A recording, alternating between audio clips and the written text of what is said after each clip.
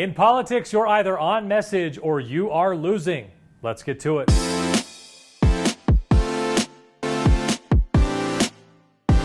Welcome to On Message, a weekly look at where the battle lines are drawn and who is winning the war of words. This week, a political Hail Mary.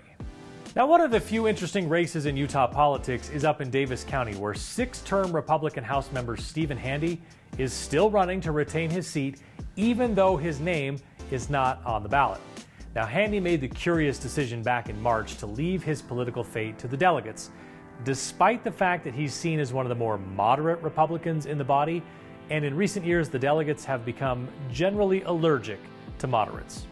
Handy could have spent around, say, $10,000 to gather signatures to ensure himself a place on the primary ballot and likely guaranteed his re-election. But he didn't, and now his path to re-election is far more challenging because he has to get enough voters to write his name on the ballot instead of reflexively voting for the Republican. There is some precedence for write-in campaigns succeeding. In Alaska, for example, back in 2010, Senator Lisa Murkowski was beaten in a primary only to launch a write-in campaign and retain her seat. She faced an obstacle Hardy doesn't, in that her name is much more difficult to spell. And closer to home, supporters urged former Governor Jon Huntsman to consider a write-in campaign after losing the 2020 primary by just 1%. He opted not to do that. Now, deciding whether or not to pursue a write-in campaign is a difficult decision. Do you have enough name ID to win? Do you want to risk losing to the same opponent 2 or in some cases 3 times in the single election cycle? The odds are such that many decide against it. Now, smart money is always on the candidate with his or her name on the ballot for sure, but I think this is one that might just work out for Handy for several reasons. First, thanks to his ecclesiastical service, he's well known among a large part of his district, perhaps more so than most House members are in their respective districts.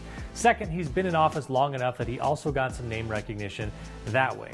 And third, he benefits from a lack of high-profile races in our state, so a write-in draws more media attention that helps his voters understand that they have to write in his name if they want to vote for him. And he's going to do some clever things like send every voter a pen with his name on it so they can write him in and get his name right. I wouldn't bet the house on it, but I also wouldn't be surprised if Handy is actually back in his seat for the 2023 session. That's it for this week. More On Message in the next issue of the Utah Political Underground.